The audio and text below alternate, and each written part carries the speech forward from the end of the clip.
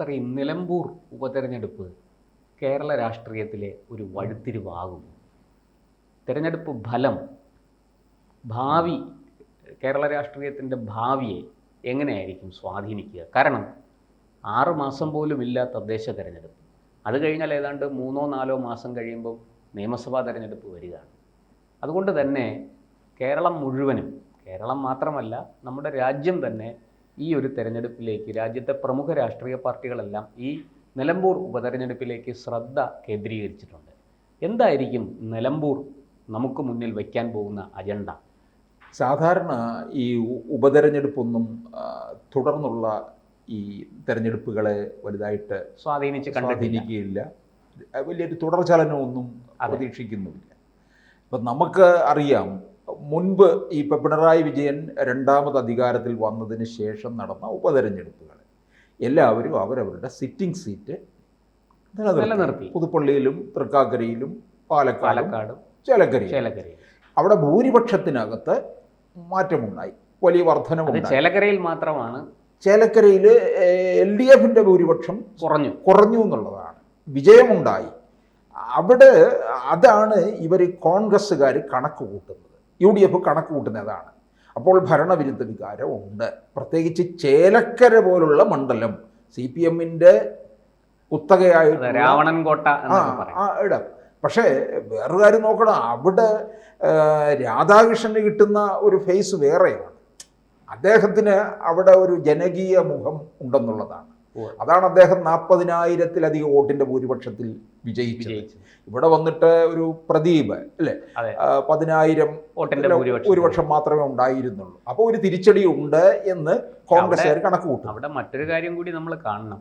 അവിടെ BJP 34,000 vote പിടിച്ചു. അത് വലിയ നേട്ടമാണ്. അത് ആ BJP ആ വോട്ട് പിടിച്ചില്ലായിരുന്നെങ്കിൽ അത് കോൺഗ്രസ് സുഖമായിട്ട് അവിടെ ജയിക്കുമായിരുന്നു, നല്ല ഭൂരിപക്ഷത്തിന് ജയിക്കുമായിരുന്നു. BJPക്ക് ഒരു വിജയസാധ്യതയുള്ള മണ്ഡലങ്ങളിലേക്ക് ഇപ്പോൾ കയറി വരിക, ചേലക്കര മാറുന്നു എന്നുള്ളതാണ്. കാരണം അവിടെ മത്സരിച്ചതും നല്ല സ്ഥാനാർത്ഥിയാണ്, മികച്ച പ്രകടനവും കാഴ്ചവെച്ചു. തദ്ദേശീയനാണ്, അവിടെ പഞ്ചായത്ത് മെമ്പർ ആയിരുന്നു.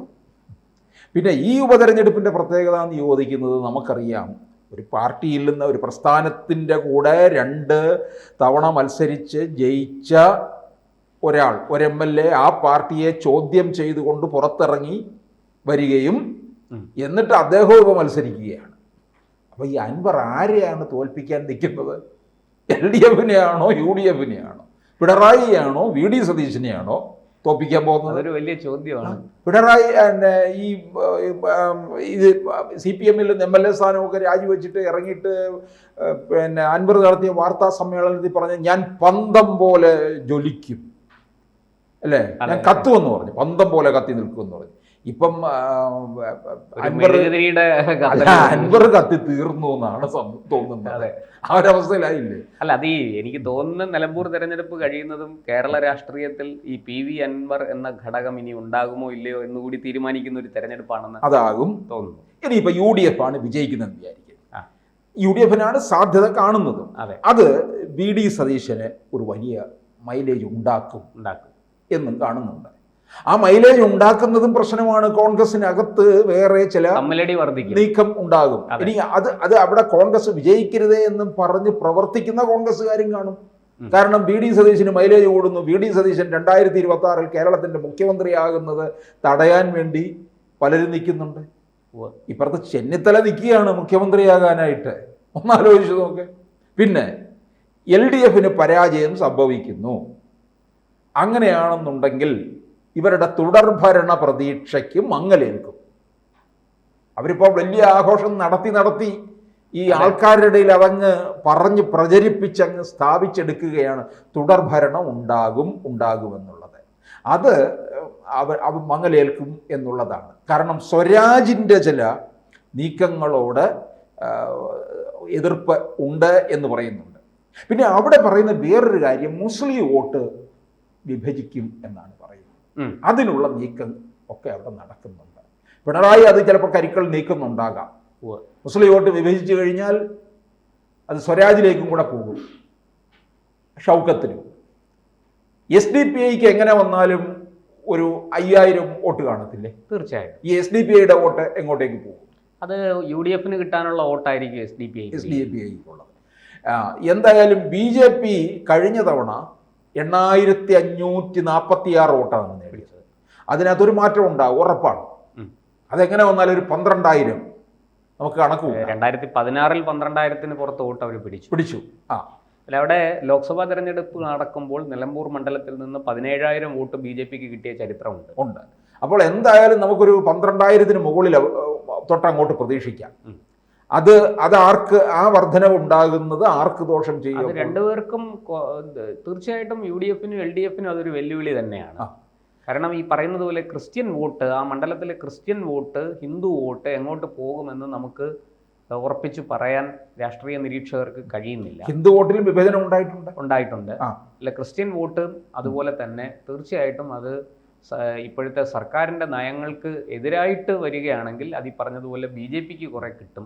അത് UDF-ന് കിട്ടേണ്ട വോട്ടായിരുന്നു, പക്ഷെ അത് BJPക്ക് കുറച്ച് കിട്ടും എന്നാണ് പൊതുവെയുള്ള വിലയിരുത്തൽ. ഈ അൻവർ എങ്ങനെ വന്നാലും ഒരു 5000 വോട്ടിന് മുകളിൽ പിടിക്കത്തില്ല. അൻവറിന് 5000 വോട്ടൊക്കെ പിടിക്കണം കാരണം അൻവറിന് എന്തായാലും നിലമ്പൂർ മണ്ഡലം ഇത്തിരി അതെല്ലാം ഈ LDF വിരുദ്ധ വോട്ടുകളാണ്, സർക്കാരിനെതിരായ വിരുദ്ധ വോട്ടുകളാണ്. ഈ വിരുദ്ധ വോട്ടുകളെല്ലാം അൻവറിന് കിട്ടണമെന്നുണ്ടോ? ഇല്ല, ശരിക്കും അത് പ്രധാന പ്രതിപക്ഷം എന്നുള്ള നിലയിൽ UDF-ന് കിട്ടേണ്ട വോട്ടാണ്. പക്ഷെ അത് സ്പ്ലിറ്റ് ചെയ്ത് UDF-ലേക്കും അൻവറിലേക്കും മോഹൻ ജോർജിലേക്കും ഒക്കെ പോകുന്നു എന്നുള്ളതാണ് അവിടുത്തെ പ്രധാനപ്പെട്ട ഒരു കാര്യം.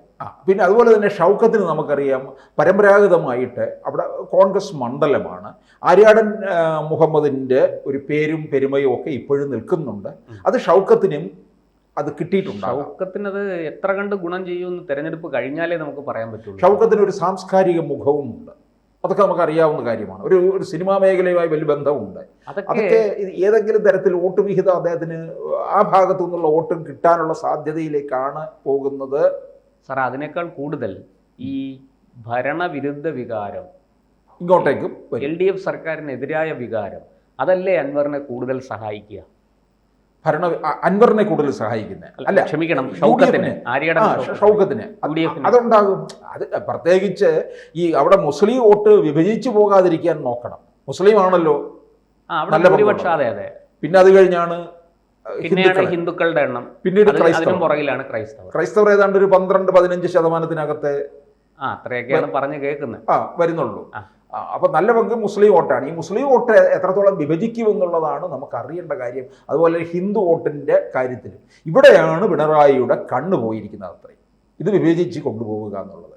ഈ ക്രൈസ്തവ വോട്ടുകൾ മുഴുവൻ ഈ സണ്ണി ജോസഫ് വന്നതിന് ശേഷം അതൊക്കെ പിടിക്കാം എന്ന് ഇവർ കണക്ക് കൂട്ടുന്നുണ്ടാകും.